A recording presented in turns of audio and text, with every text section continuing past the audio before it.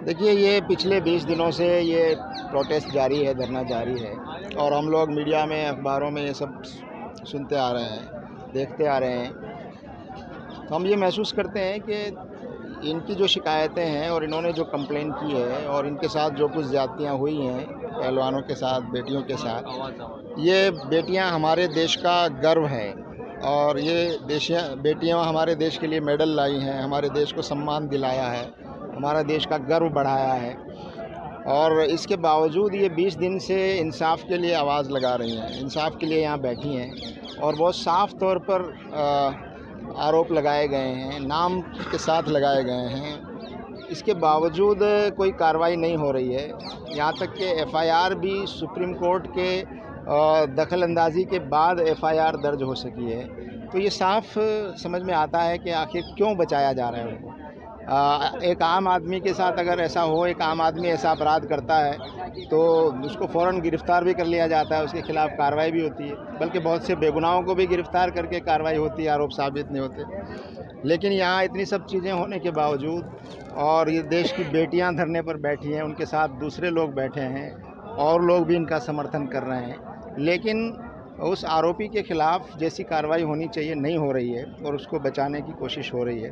तो जमात इस्लामी हिंद जो हमारा राष्ट्रीय संगठन है, सामाजिक और धार्मिक संगठन है, हम यही कहने आए हैं कि हम इंसाफ चाहते हैं और इन बेटियों की जो आवाज़ है और इनकी जो डिमांड है उसको पूरा किया जाना चाहिए, इनके साथ न्याय होना चाहिए और ये संदेश जाना चाहिए कि आगे से ऐसा कुछ नहीं होगा। अभी जो देश का नाम बदनाम हो रहा है, पूरी दुनिया में बदनाम हो रहा है कि एक आरोपी को बचाने की कोशिश हो रही है, एक आरोपी को प्रोटेक्ट किया जा रहा है और ये सब जानते हैं कि क्यों किया जा रहा है, क्योंकि वो एक बहुत ही पावरफुल आदमी है, पॉलिटिकली बहुत स्ट्रांग है और एक ख़ास पार्टी जो सत्ता में है उसको प्रोटेक्शन और संरक्षण हासिल है। तो इससे देश की भी बदनामी हो रही है, सरकार की बदनामी हो रही है। तो हमारा सरकार से यही कहना है कि सरकार इस मामले में जल्दी कार्रवाई करे और इन बेटियों को विश्वास दिलाए कि इनके साथ इंसाफ होगा, इनको न्याय मिलेगा और ऐसे लोग जो इस तरह के कामों में लिप्त हैं उनकी हिम्मत नहीं होगी आगे से कि वो ऐसी कुछ चीज़ें करें। तो यही संदेश देने और समर्थन देने के लिए हम यहाँ आए। ट्रेंड है जो हमारे देश में चल पड़ा है कि अब अपराधियों और आरोपियों को बचाने के लिए भी जो है वो होती हैं, आपकी पंचायतें होती हैं, उनके समर्थन में जुलूस निकाले जाते हैं। तो ये बहुत गलत ट्रेंड है और हमारा देश और हमारा समाज एक तरह से गलत रुख पर जा रहा है और ये इसलिए होता है कि जब ऐसे अपराधियों और आरोपियों को सरकारी और राजनीतिक संरक्षण जब हासिल होता है और उनको लगता है अपराधियों को कि हम कुछ भी कर लें हमारे खिलाफ़ कार्रवाई नहीं होगी, कानून सिर्फ कमज़ोर लोगों के लिए है, ऐसे शक्तिशाली लोगों का कानून कुछ नहीं बिगाड़ सकता। ये जब गलत संदेश देश में जा रहा है तो इससे अराजकता फैलती है, इससे विश्वास कम होता है लोगों का सरकार में, कानून व्यवस्था में। तो हम ये समझते हैं कि सरकार को अब इसमें देर नहीं लगानी चाहिए और उचित कार्रवाई करनी चाहिए और हमारी इन बेटियों को पूरी तौर पर विश्वास में लेना चाहिए और आगे के लिए बताना चाहिए कि ऐसा कुछ नहीं होगा और जो भी करेगा उसको सज़ा मिलेगी, चाहे वो किसी पार्टी का हो, सरकार का अंग ही क्यों ना हो, कितना ही शक्तिशाली क्यों ना हो, आरोपी और अपराधियों के खिलाफ़ कानून के मुताबिक कार्रवाई होना चाहिए। यही संदेश देने के लिए को ज़रूरी भी नहीं समझते, लेकिन हमारी निगाह में जो आरोप लगाए जा रहे हैं वो बहुत गंभीर आरोप हैं और वो आरोप निराधार नज़र नहीं आते, उसके पीछे आधार नज़र आता है। हमारी ये बेटियां जो हैं कोई भी अपनी इज़्ज़त को दांव पे लगाकर इस तरह से पब्लिक में नहीं आता। अगर ऐसा कुछ हो रहा है तो ये बहुत गंभीर मामला है और सरकार को इसे उसी गंभीरता से लेना चाहिए, चाहे वो उनकी पार्टी का आदमी है तो भी उसके खिलाफ़ कार्रवाई होनी चाहिए। जो आरोपी हैं भाजपा सांसद बृजभूषण शरण सिंह, वो उन्होंने अपना जो पुलिस के सामने बयान दिया है, उन्होंने कहा है कि जितने भी आरोप लगे हैं वो बेबुनियाद है, गलत है।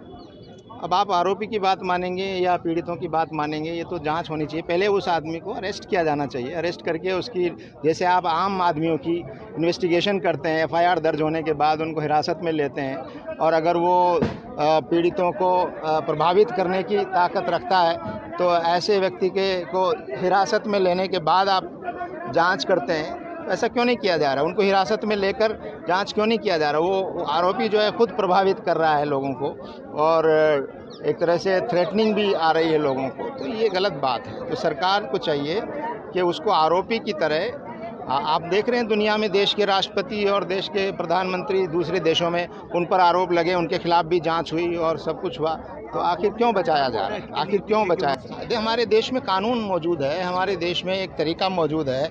आरोप लगते हैं, FIR दर्ज होती है और इन्वेस्टिगेशन होता है, और अगर कोई आरोपी शक्तिशाली है तो उसको वो प्रभावित कर सकता है जांच को, तो उसको गिरफ्तार करके और हिरासत में उसकी इन्वेस्टिगेशन होनी चाहिए। आखिर इनके साथ इतना विशेष व्यवहार क्यों किया जा रहा है और इनको इतनी छूट क्यों दी जा रही है?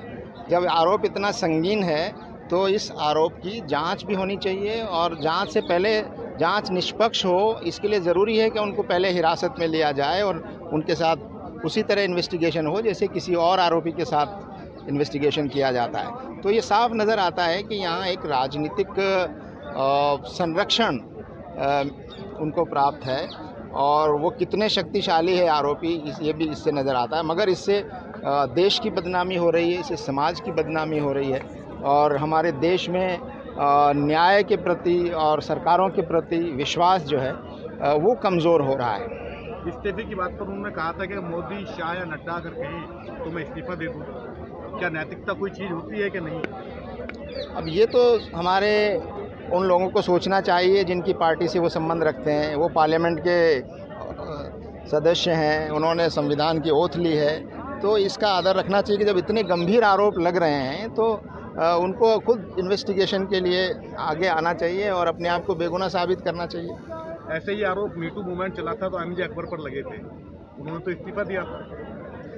खैर, हम ये नहीं कहते कि कौन इस्तीफ़ा दे न दे, लेकिन सरकार को चाहिए कि इतने संगीन आरोपों के बावजूद किसी व्यक्ति को पद पे बनाए रखना और उसके खिलाफ VIP जैसा व्यवहार करना, और इतनी छूट उनको मिली हुई है, ये बहुत ही गंभीर बात है, और ये हम सब के लिए, पूरे देशवासियों के लिए ये चिंता की बात है।